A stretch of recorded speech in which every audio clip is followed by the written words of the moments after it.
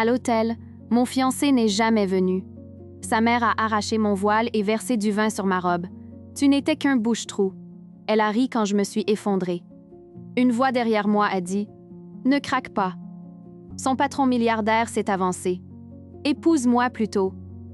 L'orgue s'est arrêté à 14h14. Je connais l'heure exacte parce que je fixais l'horloge au fond de la salle depuis 7 minutes, faisant la seule chose qu'une infirmière sait faire quand tout dégénère.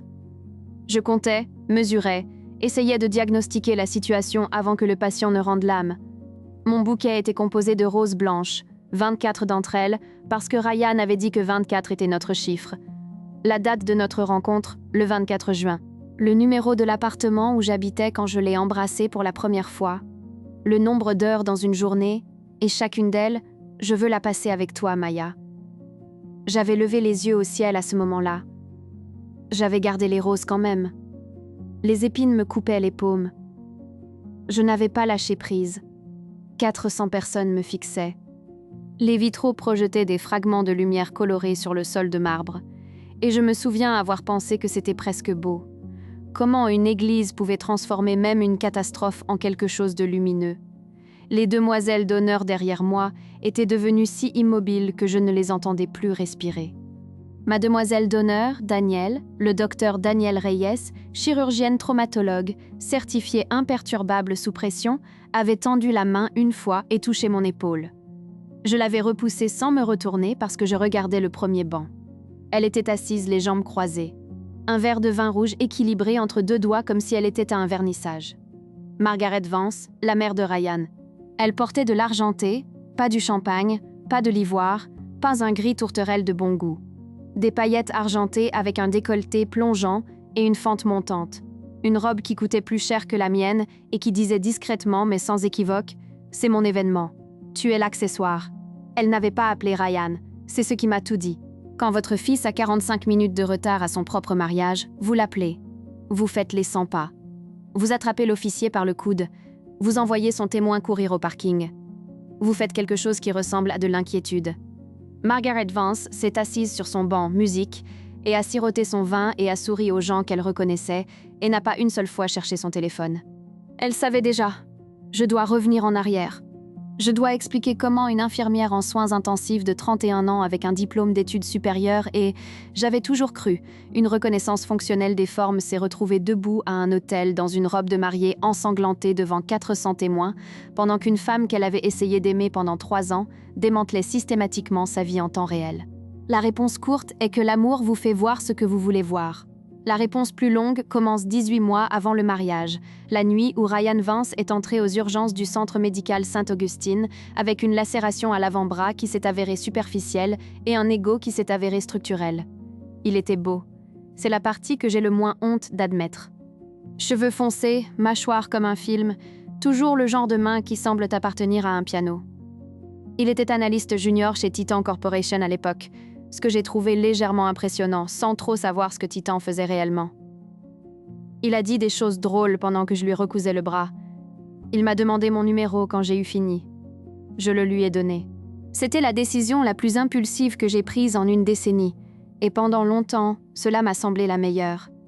Il était charmant d'une manière qui vous faisait vous sentir choisi. Il se souvenait de détails obscurs, d'un commentaire passager sur le cordonnier de ma grand-mère, du nom d'un professeur que j'avais détesté à l'école d'infirmière, et les produisait des semaines plus tard comme de petits trophées d'attention. Il envoyait des fleurs à mon appartement quand j'avais des quarts de travail brutaux. Musique, il a appris à prononcer Lit Toulal pour pouvoir poser des questions intelligentes sur ma journée. Il avait aussi, rétrospectivement, l'habitude de se cacher quand sa mère appelait. Elle appelait constamment, de longs appels pris dans la pièce d'à côté, la voix baissant jusqu'à un murmure que je ne pouvais jamais vraiment déchiffrer. Quand je lui posais des questions à ce sujet, il réapparaissait d'où qu'il ait été avec un sourire qui n'atteignait pas tout à fait ses yeux et disait « Elle s'inquiète juste. Vous savez comment sont les mères ?» Je ne savais pas vraiment. Ma mère est morte quand j'avais 11 ans. Mon père m'a élevée seule dans un 2 pièces à Cleveland jusqu'à ce qu'il décède ma première année de collège, travaillant en double et laissant des gratins dans le frigo avec des post-it qui disaient « Mange ça ou je te jure, Maya ». Je ne savais pas comment étaient les mères. J'ai donné à Ryan le bénéfice de tous les doutes que j'avais.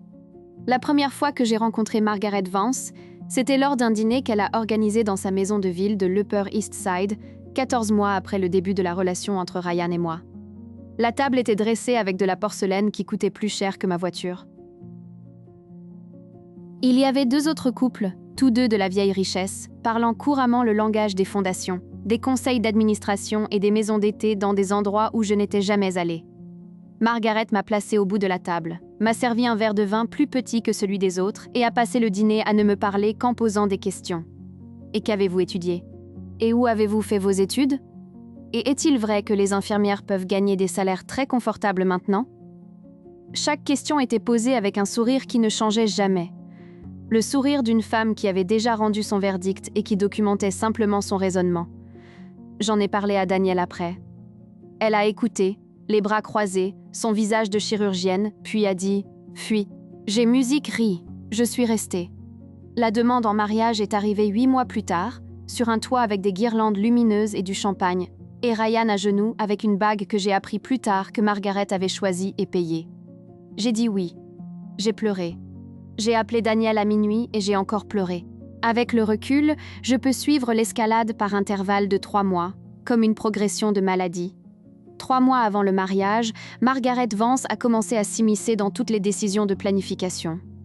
Elle a annulé mon fleuriste, a remplacé ma créatrice de gâteaux par la sienne et a eu une conversation avec la coordinatrice du lieu à laquelle je n'étais pas invitée.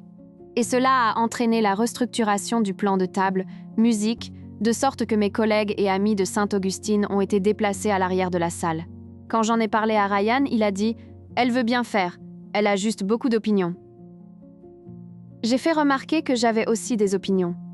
Il a dit « Maya, s'il te plaît, je ne peux pas me battre avec elle surtout. » J'ai entendu le mot « ne peut pas » et je me suis dit que c'était « ne veut pas ». Je me suis dit que c'était différent.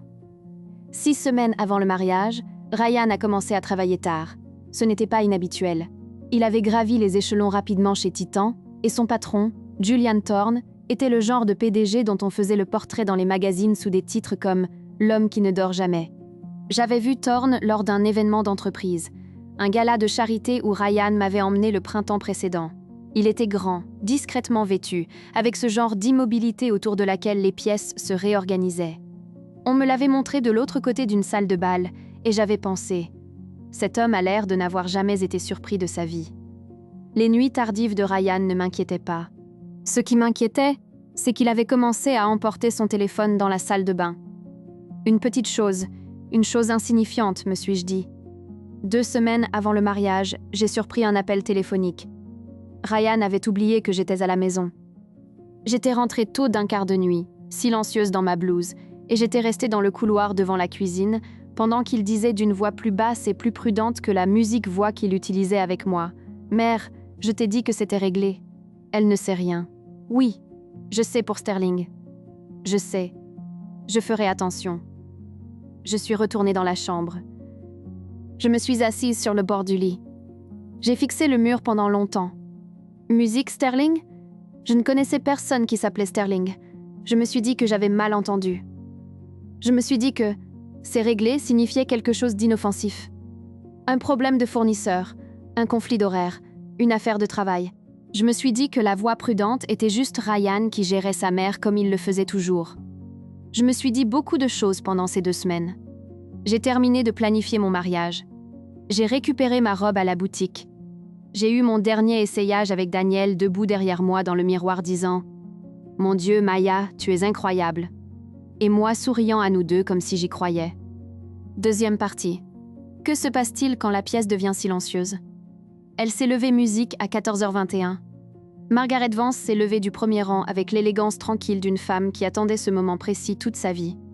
Quelqu'un lui a tendu un microphone. Je ne sais toujours pas qui. J'ai retourné ce détail 100 fois et je n'arrive pas à comprendre quand le microphone est apparu. Et elle a marché jusqu'à l'hôtel avec son verre de vin et son sourire et sa robe argentée et musique. Elle a fait face à 400 personnes comme si elle allait porter un toast. J'étais à 90 cm d'elle. Je n'ai pas bougé. « Il n'y aura pas de mariage aujourd'hui », dit-elle. La pièce inspira d'un seul coup. Faire son cafre sans personne.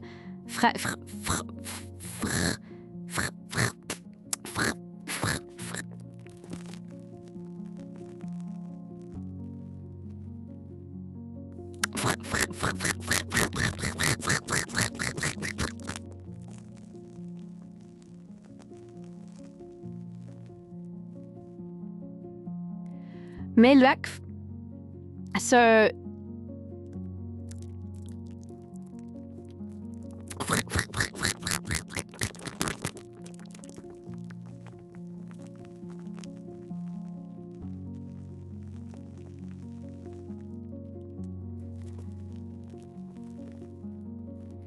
oui, look.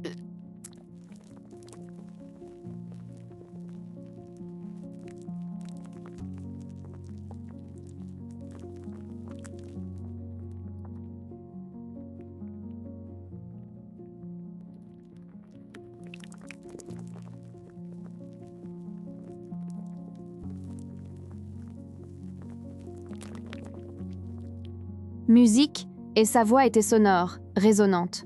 Une voix entraînée pour des salles comme celle-ci, pour des moments comme celui-ci. Il est avec Isabella Sterling, une vraie Iris, une femme avec de l'argent, de l'éducation, avec un nom qui ouvre les bonnes portes. Elle se tourna vers moi et le sourire ne faiblit pas. « Tu n'as jamais été la destination, ma chérie. Tu ne faisais que lui tenir le lit au chaud pendant qu'il grimpait.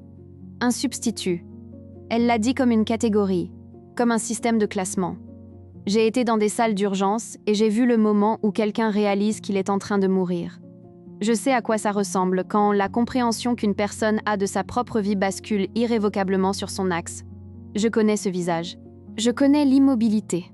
Musique. Je sais comment le corps essaie de rejeter l'information. Je sais parce que j'ai fait ce visage. Je suis restée immobile. Mon corps a essayé. Et cette robe, elle a tendu la main et a attrapé mon voile. Une pièce de dentelle française de la longueur d'une cathédrale que Daniel et moi avions passé 2 samedis musique à chercher. Elle l'a attrapé au niveau du peigne où il était épinglé dans mes cheveux. Blanc? Vraiment? Elle l'a arraché de ma tête. Le peigne a déchiré mon cuir chevelu. Musique, je l'ai senti. Une ligne nette et brillante de douleur, puis la chaleur du sang qui rampait sur ma ligne de cheveux.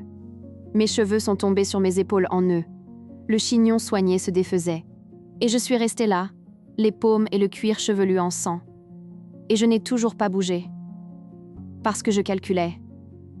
Même à ce moment-là, même à cet instant, l'infirmière en moi passait en revue la liste de contrôle. Ne tombe pas. Musique, ne crie pas. Ne lui donne pas ce qu'elle veut. Corrigeons la musique couleur, a-t-elle dit. Le froid m'a frappé en premier, puis l'odeur, sombre, fruitée, presque douce. Le vin a imbibé la soie en moins de 2 secondes, et j'ai regardé cela se produire d'un endroit légèrement en dehors de mon corps. J'ai regardé l'ivoire devenir cramoisi dans une tache qui s'étendait et qui, sous la lumière colorée des vitraux, ressemblait presque à quelque chose que j'avais vu aux urgences, presque à quelque chose que je savais comment arrêter. Je ne pouvais pas arrêter ça.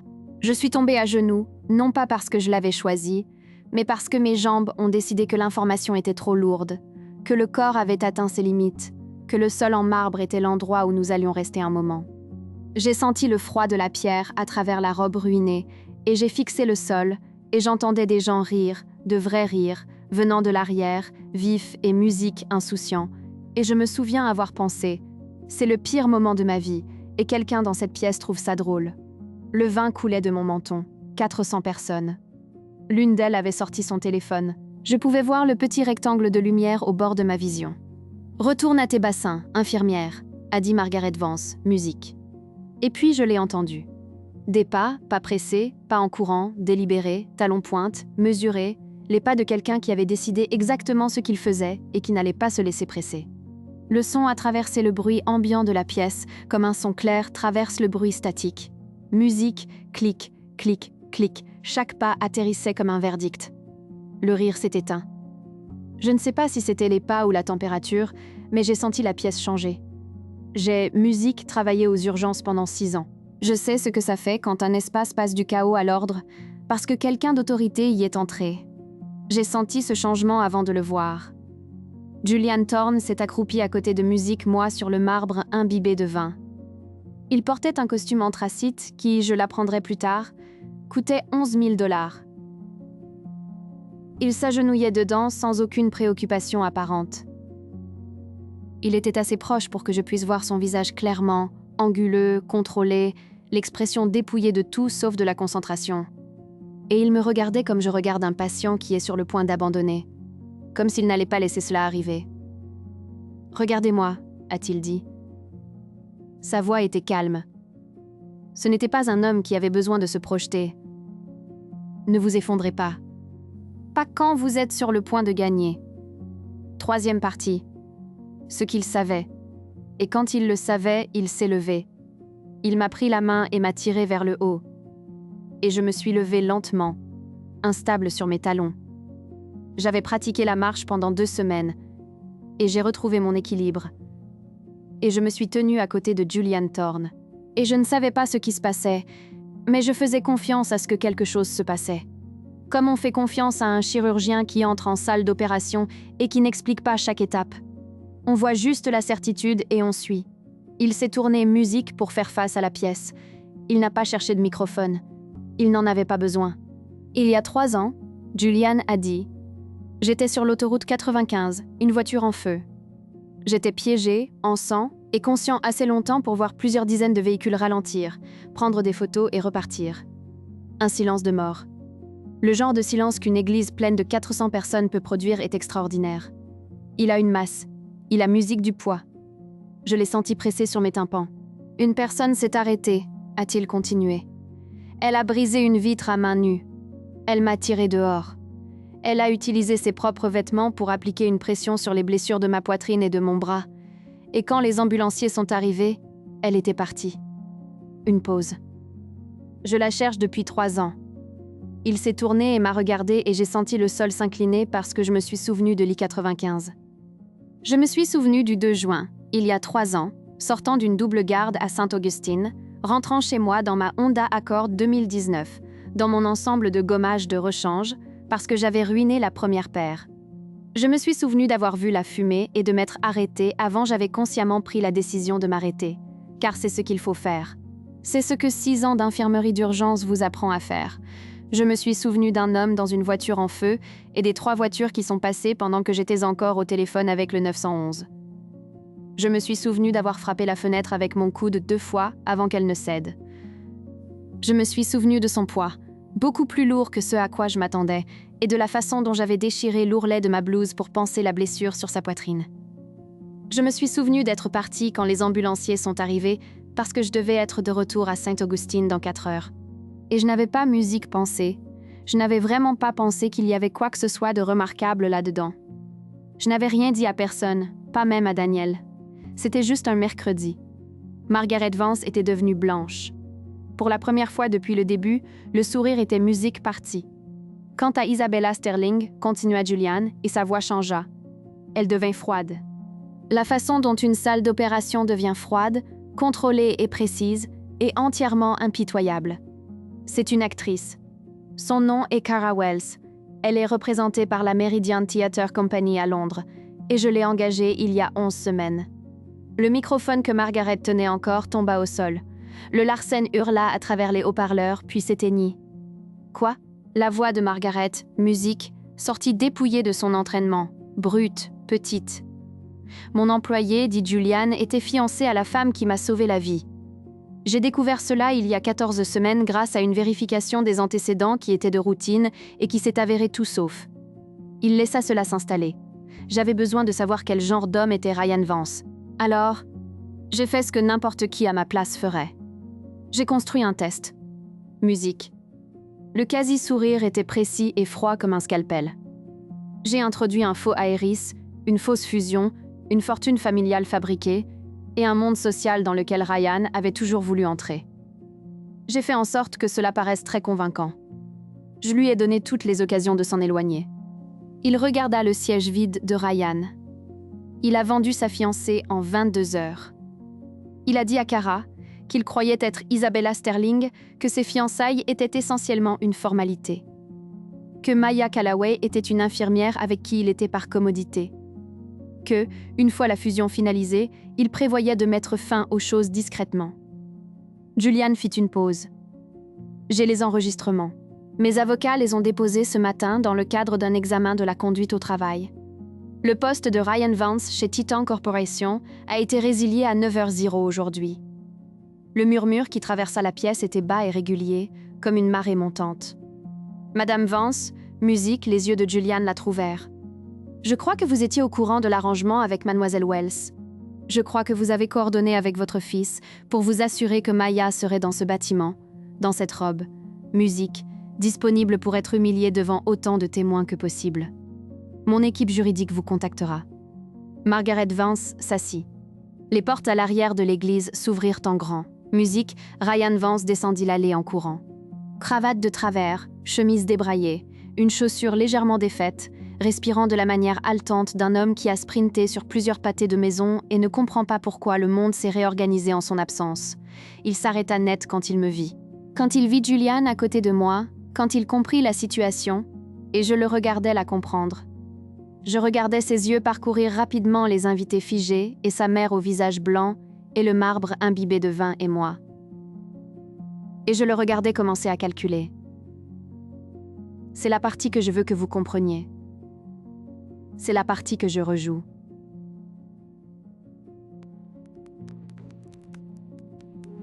Il ne calculait pas musique ce qui était arrivé à Maya.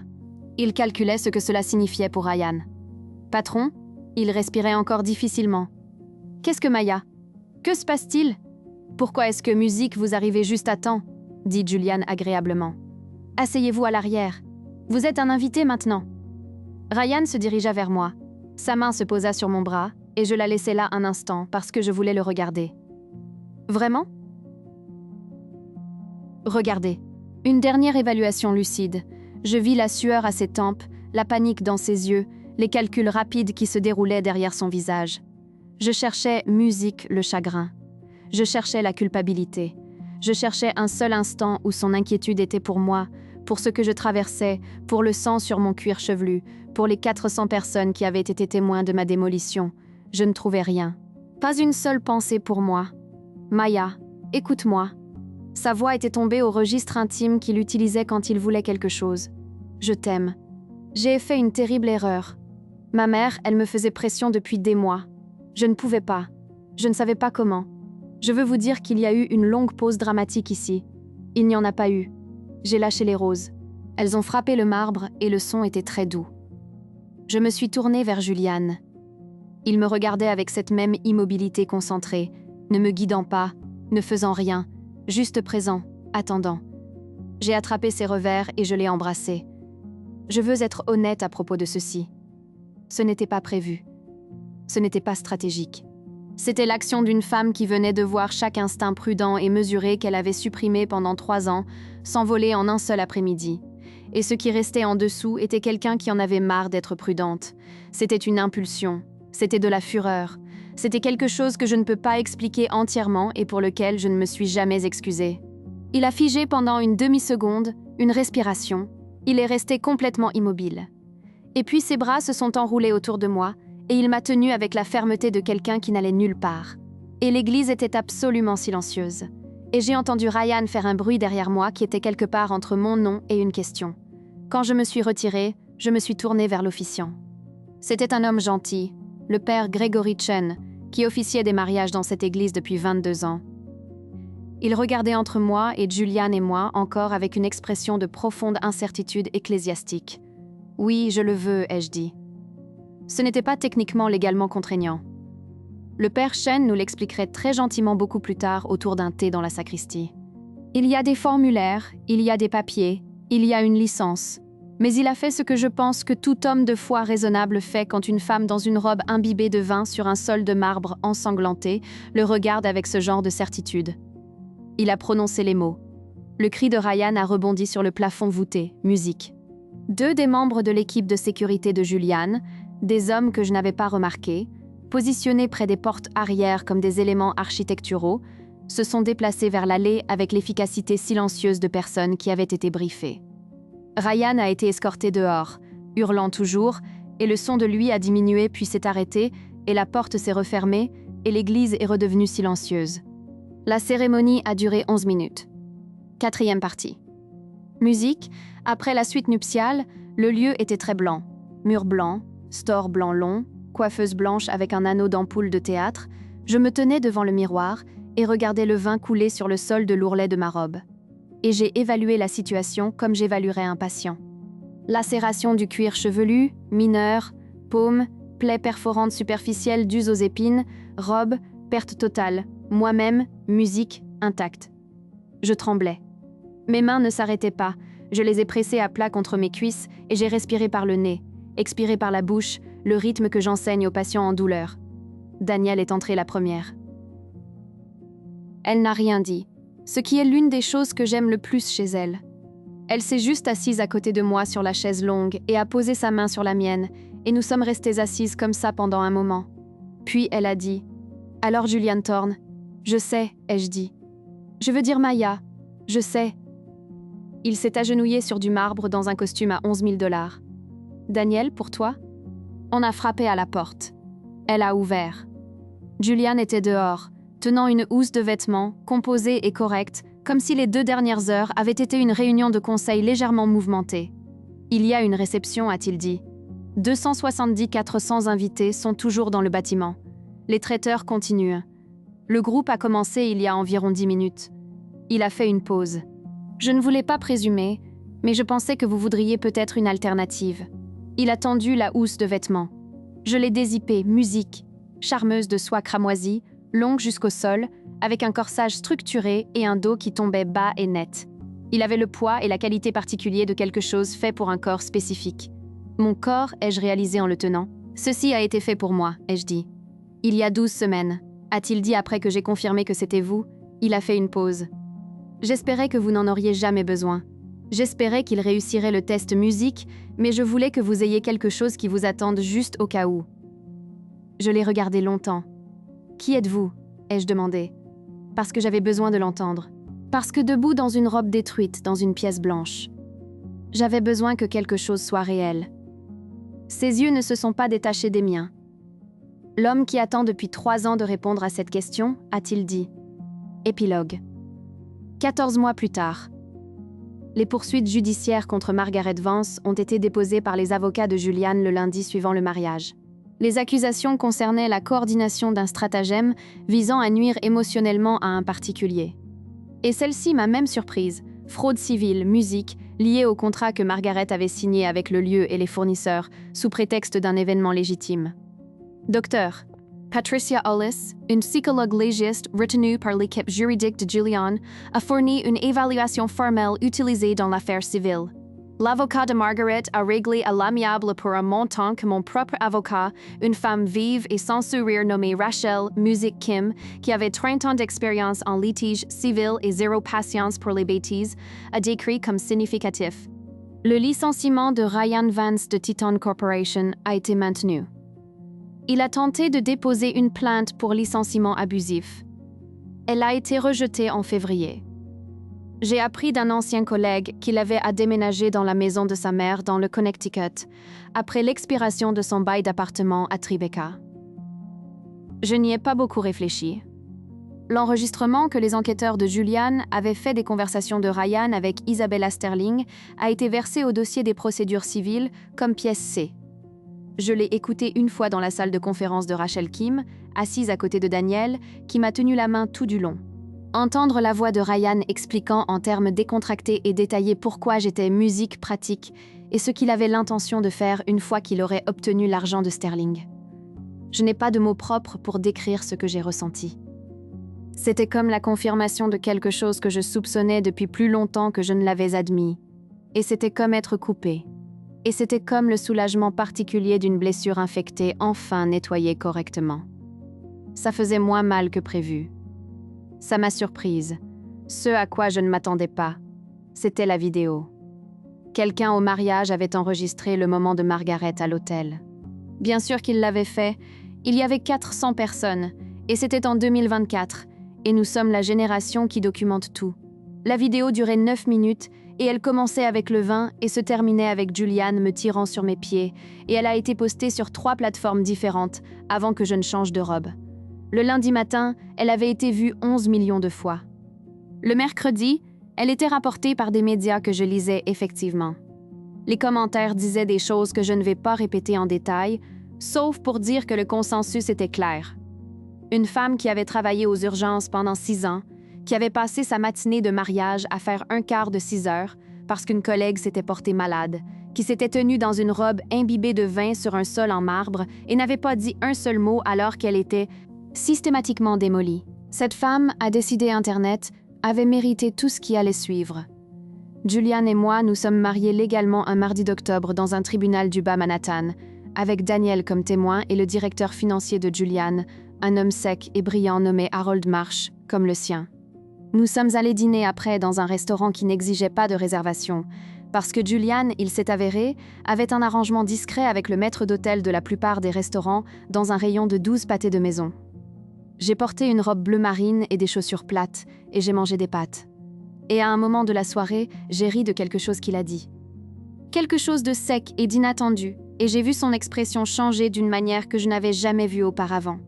Quelque chose se relâchant, musique, une tension contenue se libérant, comme un homme qui avait été légèrement incertain et qui ne l'était plus. « Quoi ?» j'ai dit. « Rien ?» a-t-il dit. « Dis-moi !» Il m'a regardé de l'autre côté d'une petite table de restaurant avec la même assurance qu'il m'avait regardé de l'autre côté d'un sol en marbre imbibé de vin. « J'attendais d'entendre ça » a-t-il dit. Le rire. Je n'étais pas sûre d'avoir réussi. Je l'ai regardé. Réussi quoi? La robe, le restaurant, tout ça. Il a fait une pause. Tu es plus difficile à lire que la plupart des gens. C'est une des choses que je... Il s'est arrêté. Julian Thorne, PDG d'une entreprise de 13 milliards de dollars. Musique, s'est arrêté en plein milieu d'une phrase et a semblé brièvement, sincèrement incertain d'une manière qui m'a fait mal à la poitrine de tendresse. « Je voulais que ce soir soit parfait », a-t-il dit enfin. « Pour toi. » J'ai pensé à l'homme qui m'avait recherché à partir d'un rapport d'accident de voiture, qui avait tendu un piège pour un test que je n'avais jamais su que j'échouais, qui s'était agenouillé sur du marbre dans un costume à 11 000 $, et avait dit « Ne t'effondre pas quand tu es sur le point de gagner. » J'ai pensé à toutes les façons dont on peut être vu et à toutes les façons dont on peut être invisible et à l'énorme différence désorientante entre les deux. « C'est ça, » ai-je dit. Je travaille toujours à Sainte-Augustine. Cela surprend les gens. Ils demandent pourquoi, et je leur dis « Parce que je suis douée pour ça. Parce que ça compte. Parce que le travail ne se soucie pas de savoir avec qui vous êtes rentré hier soir, ni de l'état de votre compte en banque, ni si votre robe a été ruinée à votre propre mariage. Le travail est juste le travail. Un corps en crise a besoin de ce dont il a besoin. Je travaille aux urgences. Je fais des doubles quand on a besoin de moi.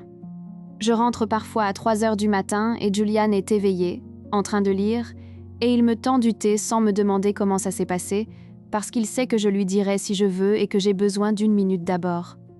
Il a appris mes silences comme un bon médecin apprend l'histoire d'un patient. Non pas pour les combler, mais pour les comprendre. Margaret Vance m'a envoyé une lettre 6 mois après le règlement.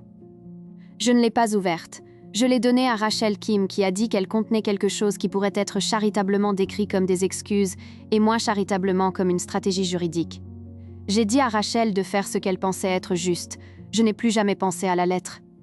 Ryan, j'ai entendu parler de lui une fois de plus par une connaissance commune, brièvement. Il s'était de nouveau fiancé à une femme du Connecticut qui, apparemment, venait d'une famille raisonnablement établie. Une connaissance me l'a dit avec le regard expectant de quelqu'un qui attend une réaction. J'ai réfléchi à ce que je ressentais. J'espère qu'elle a de bons avocats. J'ai dit que c'était la dernière fois que je parlais de Ryan Vance.